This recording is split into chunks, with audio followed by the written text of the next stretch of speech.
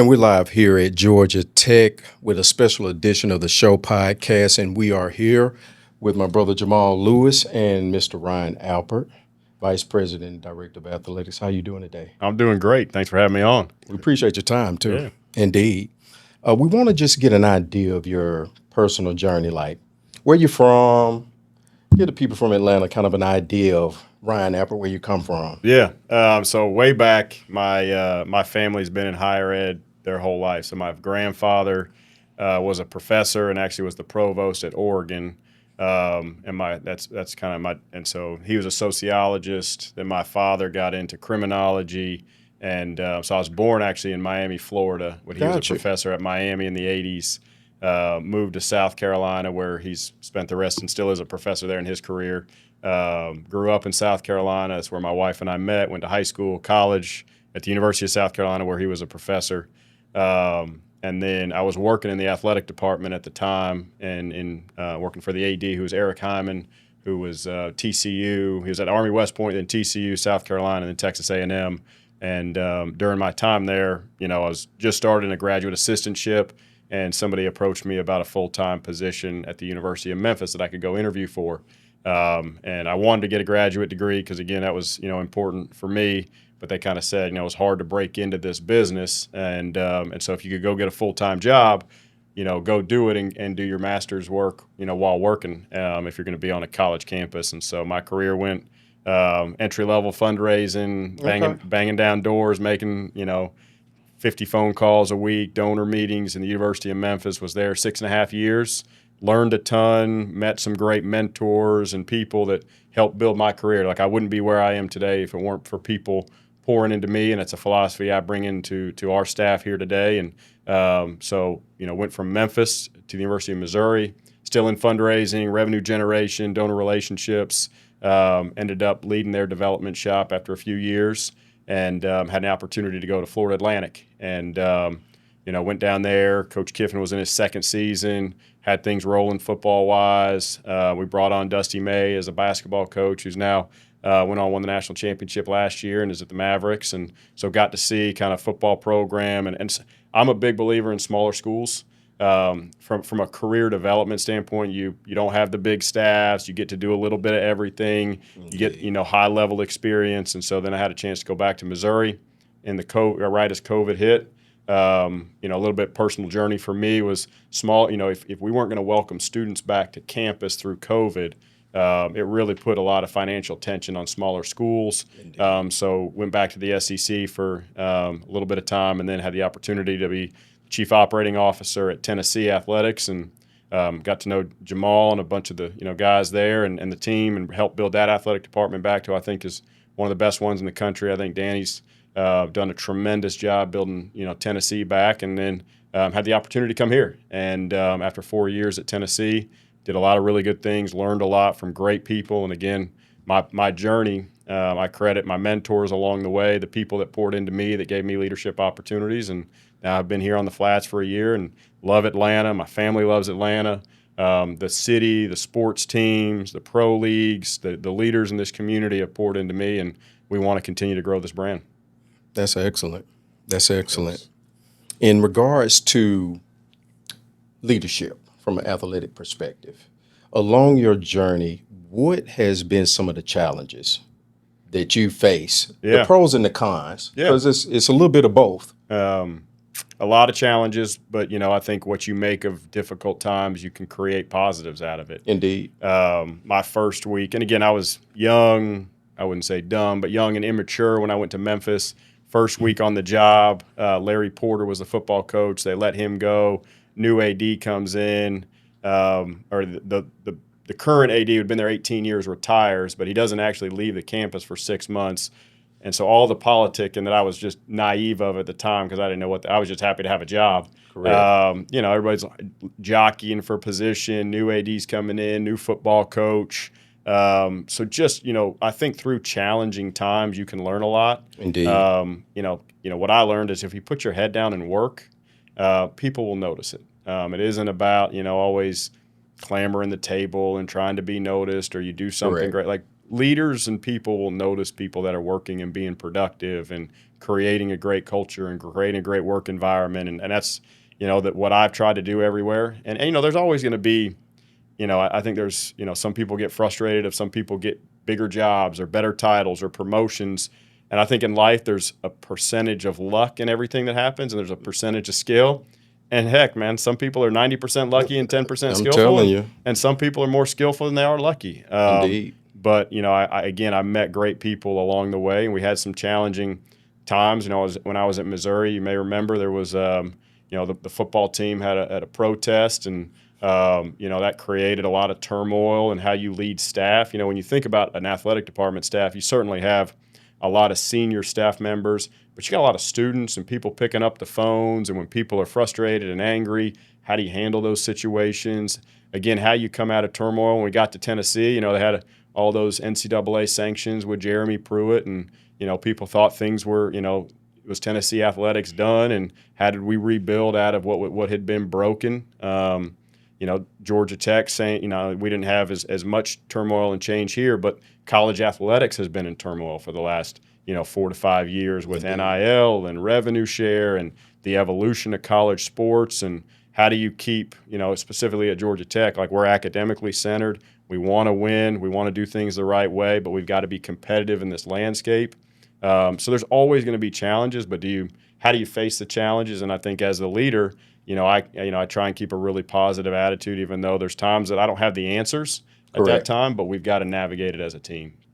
I think that one question, because you broke into it with NIL and everything else, the changes, but coming in to be the new AD here at Georgia Tech, now in 26, right?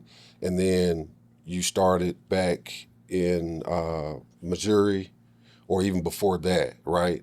Like, how has it changed? How have you seen it change? Because you've been in the midst of it on different levels, and with the NCAA and everything that's going on to now, I feel, and on the outside looking in, as an AD or as a coach, as a general manager, now in college football, it takes innovation. It takes somebody that's open-minded and things of that nature, because the landscape of college football has changed. Yeah. So by you being in this position, that's awesome, and obviously you've shown that you can innovate and take it to the next level at a time like this. Just speak on that as far as just the change, and then like your direction coming into Georgia Tech. Yeah, it's so actually this morning on campus was y'all may remember Justin Fuente. He was the head football coach at Memphis when I was there, then went to Virginia Tech, and we were talking on the field like when he first got to Memphis. Memphis has always been perennial basketball, big basketball city, big basketball community. And we really flipped that to continue to be great in basketball. But at that time, we were talking today. There was very little financial resources, and we were fighting to raise money to feed the players. Like he was like, I want to start. The NCAA rules at the time. I remember when if you put peanut butter on bread, that was a meal. And there was, and that counted as a meal. And if you gave too many meals, it was an NCAA violation. And we were fighting to be able to give whether you're a swimmer, football player, basketball player, tennis player, when you go work out, you're burning 12, 13, 1,400 calories. Definitely. And we were fighting to, put cream cheese was a snack, which was permissible. And then peanut butter was a meal, which then was a countable meal. And now we're talking about an NCAA violation. To fast forward 4 years later, 5 years later, you're talking about, NIL, revenue share. And let me state, I'm a big believer that we deserved and needed to pay the players, in a revenue sharing model. TV contracts 25 years ago were, $5 million, and now some leagues are $55, $75, $85 million. And why did we not modernize as an organization? So a lot of people are frustrated with probably the tumultuous nature of what we're facing today, and it's crazy. But what I think we're in is the pendulum was stuck too far on one side for too long, and we never modernized as. And look, that's not the NCAA's fault. The NCAA membership is over 300 schools, and they're all very different. The reality is there's probably 64 of us in the Power Four. and a few others that, have tried to modernize, and the NCAA sitting there as an organization trying to balance the needs of School 350 and School 1 that are very different. And so what has transpired is, the pendulum has needed to swing, and it probably has swung pretty darn far the other way. But that's what change, that's what in cycles of business and we're in an evolution of change in college sports.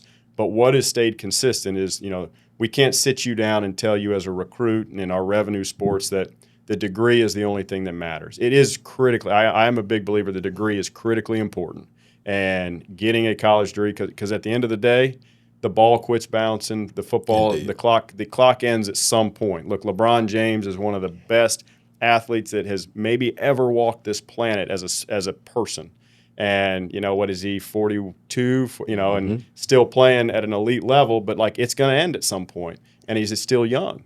Now he may not need his full-on college degree, but if he he has made enough money where he can probably figure it out. But I think for the rest of us out there, the college degree is critically important. But at the same time, so is sharing the upside, the revenue with the athletes. This may be some of their highest earning opportunities in their lives and career, and we deserve to make an ecosystem where there is a revenue share model that fits, but also doesn't compromise. Like, it's important. At Georgia Tech, we have 17 sports.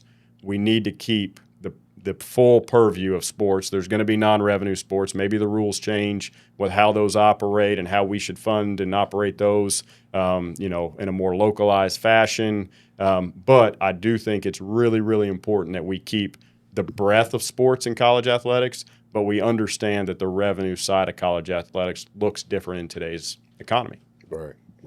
Definitely, and that's a good point you made. I think we briefly spoke about it, like the two marquee sports, like football and basketball. How do you see, from a strategic standpoint, of how to leverage the marquee sports to do exactly what you're talking about, to expand the footprint of all of the other sports on Georgia Tech athletics? I tell our coaches all the time, like, and I think they believe it. My big thing is you got to be open. Like, I'm not going to hide from them of, if the tennis program, needs more funding. We need our tennis coaches and, even our baseball coach. Great sport. It's not a revenue producer. Like, they need to be huge football fans. Correct. When this engine here in football at any school that's, predominantly generating the revenue, when football is successful, there's enough that you can continue to fund. But you have to be strategic. One great season. We had a tremendous year last year. We can't then go get over leverage. We need to stack multiple good seasons in a row, continue to build our fan base, continue to build our, and one thing we talk a lot about, same as a business, like, we have to diversify our revenue streams. It can't just be all on the donors' backs. It can't just be all on season ticket holders. We need to get donors, season ticket holders, multimedia rights sponsorships, concessions, licensing.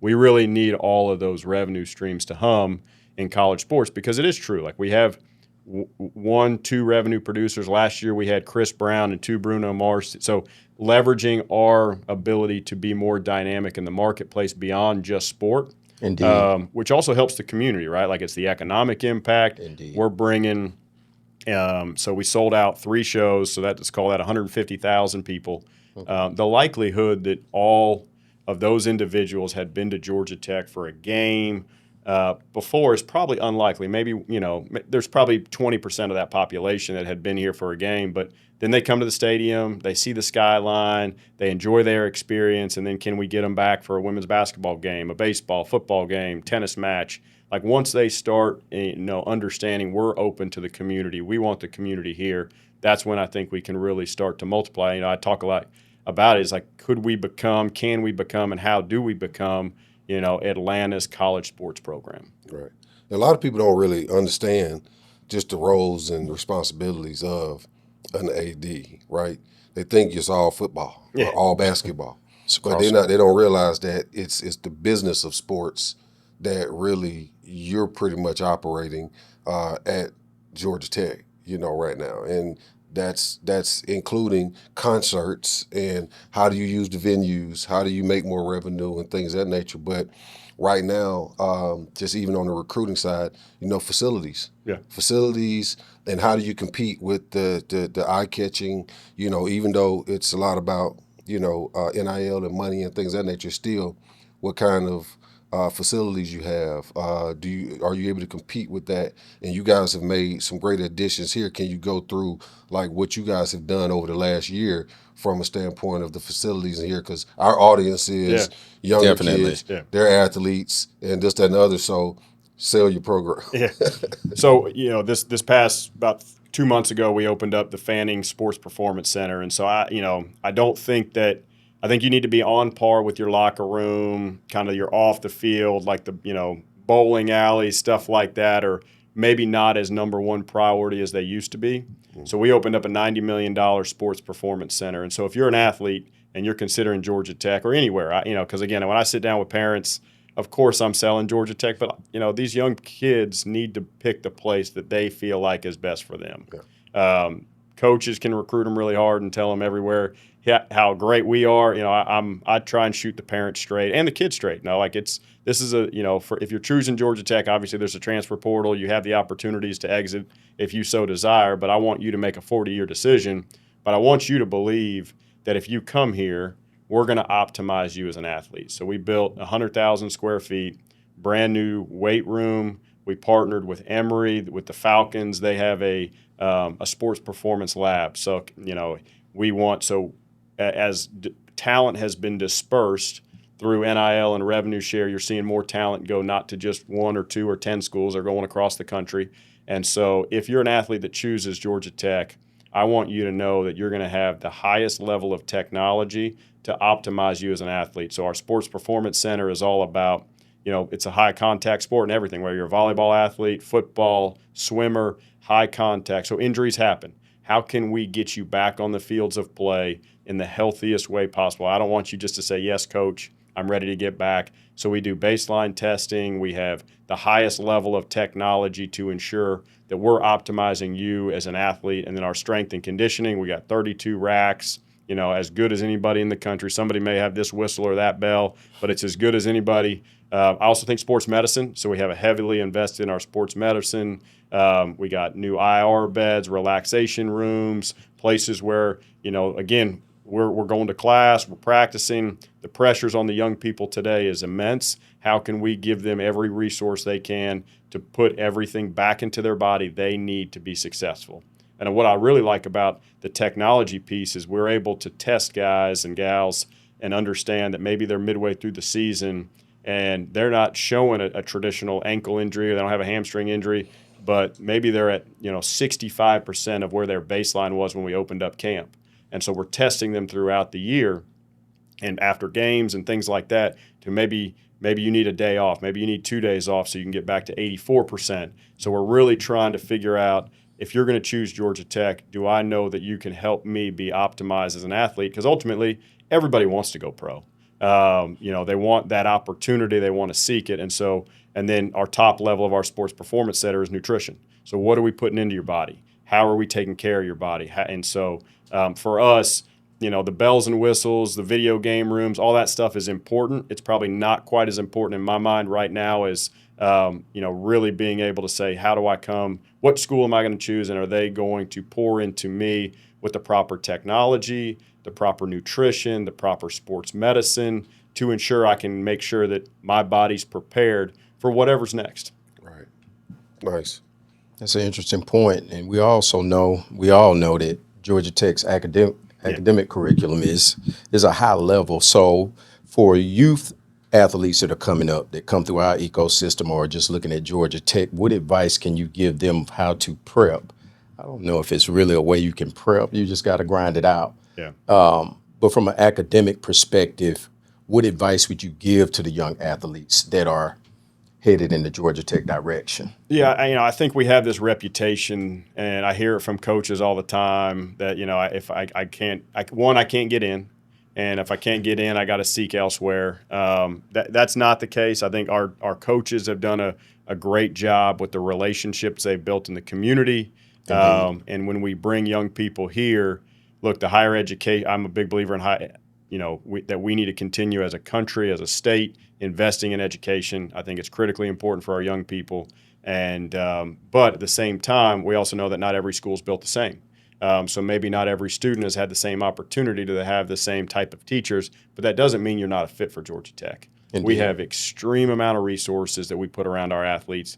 We have very few online courses, so if you come here, you've got to know, like, you're going to class. I can't remember if Pac-Man Jones was doing an interview a couple weeks ago, and he said, he was committed here, was going to commit here, and said that one of his teammates called him and said that we actually go to class here. So you got to be committed to going to class at Indeed. Georgia Tech.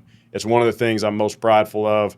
Last year, the fall semester, every single team, football, men's basketball, women's basketball, to golf, tennis, every program had a 3.0 GPA or higher. Very strong. And we have, and the Institute here has been a great partnership, especially as the transfer portal has become more relevant. It used to be hard to get, and it still is hard to get transfers in here, but I credit our coaching staffs, our recruiting coordinators about vetting to get the right type of players that want to be here. So I'd say if I was talking to a player like you, even if the academic regimen seems challenging, if you're committed and you want it, we can put the resources around you to achieve that success where you can come here. And again, same as optimizing in the Sports Performance Center, our Sports Academic Center is, I think, the best in the country because we know the challenges that are here, and we are able to put the resources around them to be able to help them go on and have success. And nothing makes me more proud when our athletes, whether they go on to a pro career or not, when they feel prepared to go out into the workforce and dominate that. And I think that's what I hear from our athletes is the waking up early in the morning and having to either go work out or study, then go to practice, and then figure it out that they feel more prepared for life. That almost like when they hit the workforce, it's easier than it was here. I got a question too, because as a former player at Tennessee, I think you was there from 21 to 25. Yeah. And I can say that as a former player, those were some of the best years. It's been some of the best years. And I've seen a lot of change from what it used to be to where it's at now. And it's like kicking off on all cylinders, right? And you was a part of that. So with that, and just from a player standpoint, just so you know, from the outside looking in, like that was big as a player, the way you guys welcomed us back, the things and the changes that you guys made at the time. I don't know what you guys did or what those conversations were to get former players back, and the way it was like, you guys offered up, hey, look, we're here, getting our emails, getting our numbers and stuff like that, trying to find us, trying to get in contact with us so that we can get the messaging and everything else. But with that, from whatever was said and however you guys did that, is that something that you're bringing here as well from a standpoint of, because, when you're recruiting and things of that nature and coaches or whatever, it's good to have former players around. It's good that, a kid can know, hey, 20 years from now, 30 years from now, this is where I'm coming back to. And this is how they're welcoming us. Like, are you bringing some of that? And what does that look like? Yeah, no, I mean, and as you know, I think Danny White's a tremendous AD, tremendous mentor of mine. And it was his vision but it's two-part. You obviously have your former players, and you can build those relationships back, welcome them back with open arms, which is critically important, right? Indeed. These buildings, these places, our sports programs, the banners, the Hall of Famers, but even if you're not a Hall of Famer, those players in any sport, their blood, sweat, and tears are what has created the brand of Tennessee athletics, Georgia Tech athletics, wherever you went. Right. So yeah, but you mentioned it's not rocket science. Are you reaching out? Are you communicating? Are you welcoming them back? Do they feel welcome when they come back? How are you welcoming back? So that's probably as in year two, and something that I want. It's one of the things I want to spend more time with our current athletes because I think it starts here too, right? It's a two-prong approach. You have to be welcoming to the players that even if we missed a step for 2 or 3 years or 10 years or if we have the perfect former athlete organization, you've got to welcome them back. And I think in football, having Coach Key bridging that gap as a former player who's walked in the shoes of the former players, that's a critical component. Obviously, being an alum is a special piece of that. We have a couple other alums that are leading our programs. And so it starts with, just as you said, welcoming them, making them feel welcome, having them down on the sideline if it's a football game. But then the two-prong approach is you've got to make sure as you recruit athletes and your current athletes that they feel welcome and a part and know that, and they see other former players around, not just on alumni. So we started this year having an alumni event for every sport, for every team, one time during the year, bringing people back. Again, there's a lot of people live here in Atlanta that are Georgia Tech alums, which is great. Not every school has that advantage of having so many people around, but you've got to do it in a way they feel welcome and as a part of the program. And I think I encourage our coaches, whether it's opening practices, opening times to let people in and be behind the curtain a little bit, let them, like we made a change in basketball, and Scott Cross has done a great job early on in bringing guys back in, but also telling those former players, like, this is going to be a rebuild process, and they can also help you understand that it takes time to build back programs, but they can also be advocates in the community. They can be advocates in recruiting. They can be advocates with your team. I think that relationship of former players that have put so much into the program is really important. Good. Indeed. And that's a good point because, our thought process and my thought process is with relationships. The financial aspect of it will work itself out as long as former athletes, current athletes, or alumni or student body have access. And the stronger that those relationships get, the finances just come along with it outside of what you just have to do from a structure perspective of generating revenue through the marquee sports programs. Let's talk Georgia Tech football. Let's do it. The season's coming up. Brent Key is doing an excellent job. Brought on DeAndre Hopkins. I really like that acquisition. Just speak about the program and where it's at currently and just some of your expectations of the season based off of what you've envisioned, what you've seen thus far. Well, I did see on social media, Jamal was talking to the Tennessee Volunteers yesterday. But I came in here and my first meeting with Coach Key last year going into the season, and obviously had a great year, got to number 7 in the CFP, didn't finish the way we wanted. But what he said and what's really resonated with me, and again, as you know, the player acquisition, the revenue share, the roster value, like that's a key part. But how winning programs win is still how you build culture. Do the players and the team want more for each other than they want for themselves?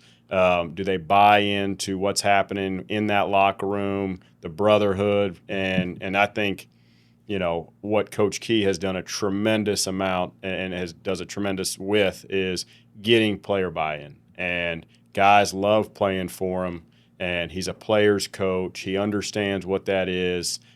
He treats everybody the same, which I think is critically important, whether you're the star player or on the fourth team, trying as a freshman to get some, minutes or get some time on special teams or whatever it is.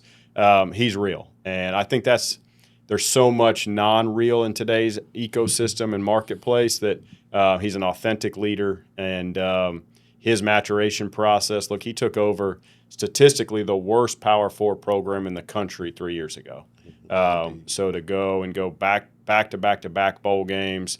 Last year was knocking on the door of the CFP, and then obviously fell out of that, played BYU in the Pop-Tart game, and they were knocking on the door of the CFP. Really close game. They were as good as anybody in the country last year. I think they lost to Texas Tech in the championship game that knocked them out.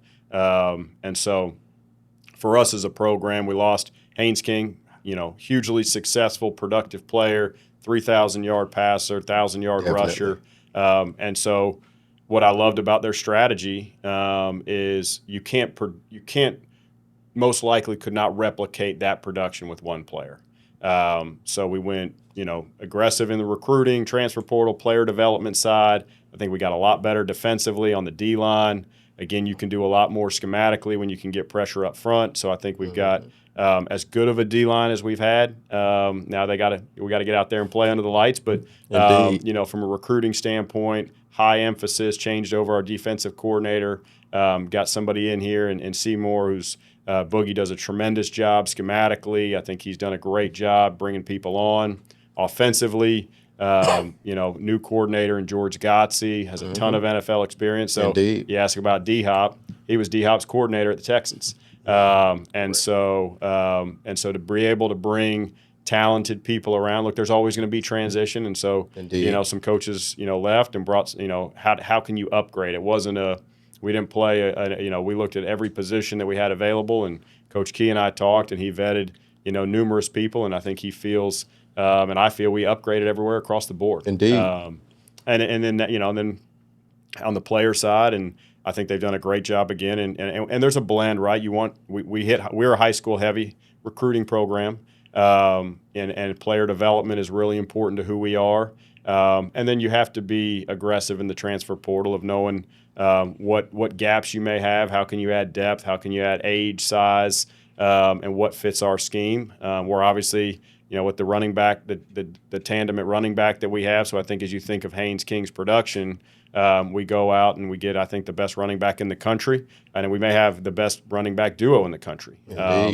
And so with a guy, I think, Coach Key knows a little bit about run blocking schemes. Indeed. And for us, we were very comfortable last year. We won 3 games, in the final, quarter, 1 possession games, a couple last minute field goals to beat Clemson and Wake Forest in overtime. And so we're very comfortable in tight games. We're very comfortable in those situations. And I think that, again, is due to his ability and Coach Key's ability to have our guys lock in and want more, again, for each other than they do for their individual self. And so I'm excited about the season. Obviously, it's Me too. For us in Georgia Tech, we need to continue. We don't want to be the one-hit wonder. We want to continue to, and that's why we're not going to put a win total out there. I wouldn't, if I had to draw it up, I probably wouldn't play 11 Power 4 teams. I think we're one of 4 teams in the country playing 11 Power 4s. So if we end up, I don't think we'll ever get hit on our strength of schedule this year. Not at all. But at the same time, I think it gives us the opportunity to prove who we think we are, and continuing to build on last year's success. Yeah. I think the energy is up, and we came out the spring to practice and saw some scrimmages and met with Coach Key and met some of the coaches and watched practice, and the energy is up, and I think you guys are really gonna go far and have a really good season. And I grew up 10 minutes away from here. Yeah. So I grew up in Georgia Tech's backyard. You know what I mean? So I know what it is. Big Georgia Tech fan, I must say, growing up or whatever, but high expectations. And I think that with you leading the ship, and I think that it's even better, and I know it's more to come. And just as an Atlanta native, I'm proud to see that you're in this position. Indeed. And even though I went to Tennessee, whatever, but this is home for me, right? But you're a great example. Like, so obviously week 2, you'll probably have that tee on. Yeah. Yeah. But, and I think it's important for Atlanta.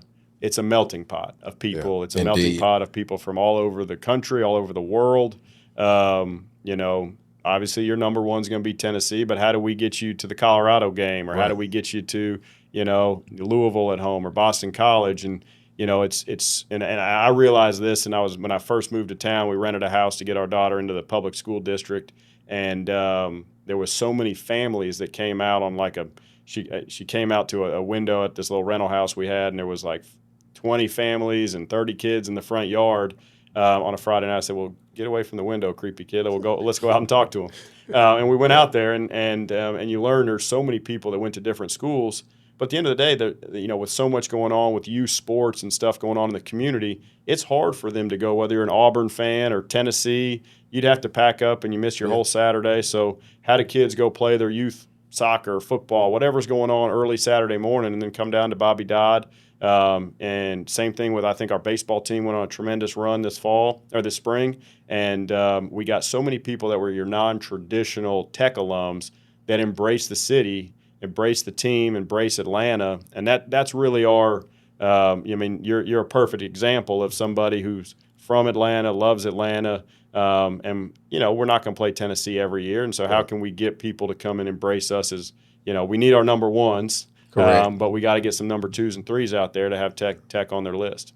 Right, I like it. Indeed. Good.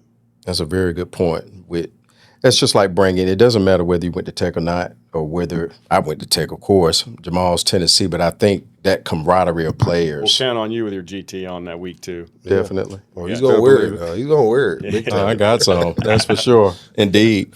Let me ask you a quick question before we wrap up. With the state of youth football, I think me and you talked about it briefly. I think you can't recruit until they're like ninth grade. Right. What do you feel like? We have a showcase ecosystem, so we develop kids at a young age. Which I think is tremendous, and thank y'all for doing that. Indeed. Where do you think that's beneficial to a program overall like Georgia Tech?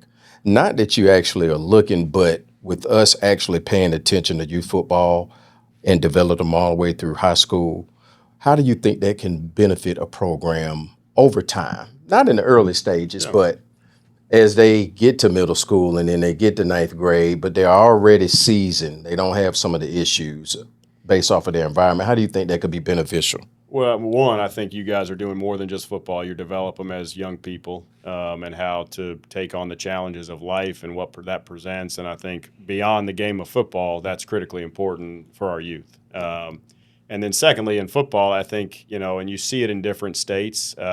You always hear, different states and kids are underdeveloped, but they have high potential. You heard that a lot in the state of Florida. You hear Florida teams, they go to Georgia to get their linemen and get, different skill positions, but they get their skill guys out of, so I think the youth development and how we teach kids technique, how we teach young people how to play the game the right way will only help the state of Georgia. I mean, we're already a top state in the country when it comes to production, high-level recruiting. So again, I think with what you guys are doing is anything we can do to pour into our youth and teach them the right way to do things in life, but then the game, and then they're going to be more successful as they get on to the recruitable ages. I think it's tremendous what you guys are doing. I think we got to continue to do that. I think sport's the greatest connector there is in life. Indeed. And how people work together. Football's 11, boys, men, going as hard as they humanly possible to stop the other 11 from doing something. So teamwork, camaraderie, culture, facing adversity in high stress, high climate environments, it prepares them for life. And so I think that's exactly what we need to be doing. Indeed. So with that though, I want to, since you added that, I do want to go into, just ask the question about flag football. Yeah. Does Georgia Tech have girls flag football? Are you looking into that? I just know it's a craze right now. It's growing, and there's a lot of money going into it, and scholarships now. So a lot of women out there.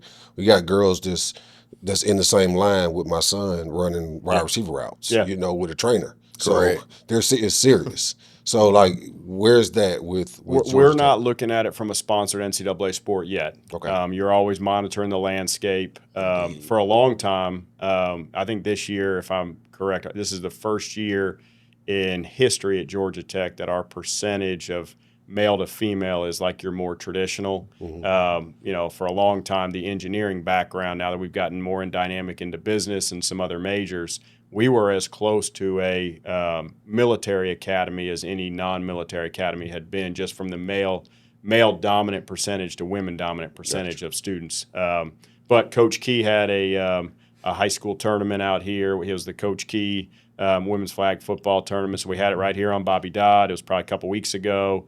Had a bunch of kids out here. It was awesome. I even think ESPN Pete Tham will put something out about it. We embrace it, believe in it. Coach Key has a daughter. I have two daughters. I think it's great that it's continuing to grow and evolve. And for us, we'll continue to monitor. If we're probably not in the expansion of teams right now. We've got a portfolio of 17, and with the pressures of generating revenue and the expenses that are coming along with that, we're pretty good in our sports portfolio. But you never know. But something we're certainly looking at and monitoring. There's club teams here on campus and different opportunities for our students here. Yeah. Very strong. Just had to hit that. Yeah. I'm telling you, that was a good point. Yeah. We had to know. In closing, Ryan, if you could give advice to a sports executive professional that want to take the path that you take, even if it's a student athlete, former player, current player, what advice would you give them in regards to staying the course and how to deal with adversity when it hits, based off of the amount of decisions you have to make in the journey that you took? What advice would you give them in general?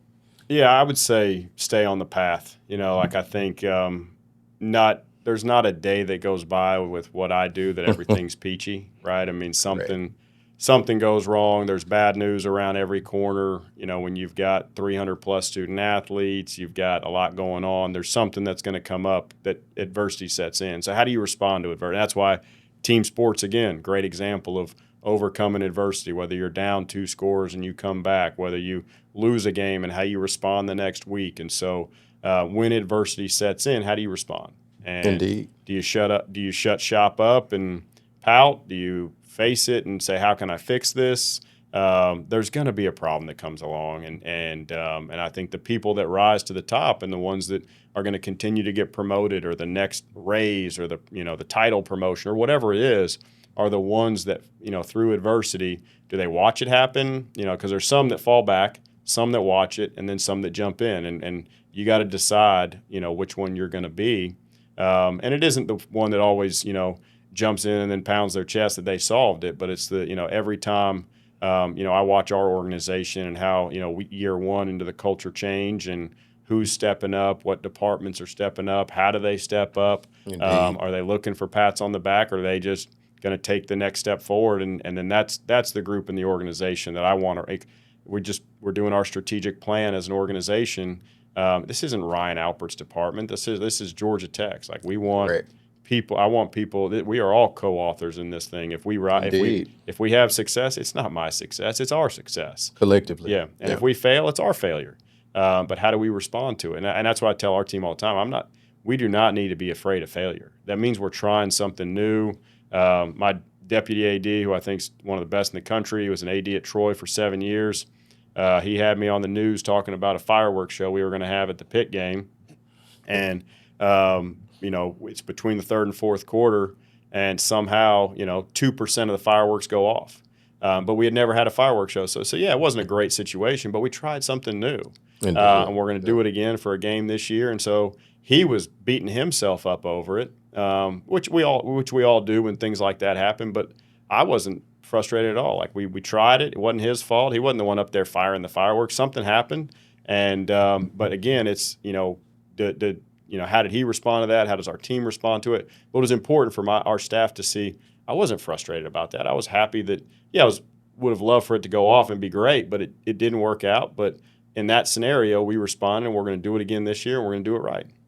I just hate to be that fireworks company. Yeah, I'm telling you. They're done. Yeah.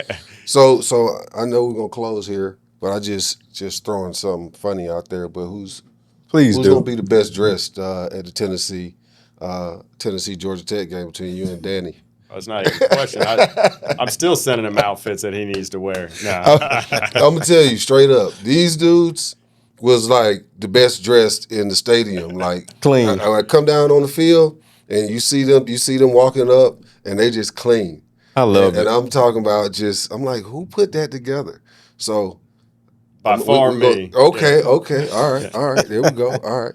But and I'm glad we're playing the game, and that's in this business, you end up being fans of people, and there's going to have to be a winner and loser that day, and that's the part that stinks about it. But at the end of the day, I know I still follow you guys and want the best for them. But by far, there's no question I'll be the cleanest dude out there. Okay, all right. You got to see it. This is look. They I'm looking forward to it. They put on their best threads now around here.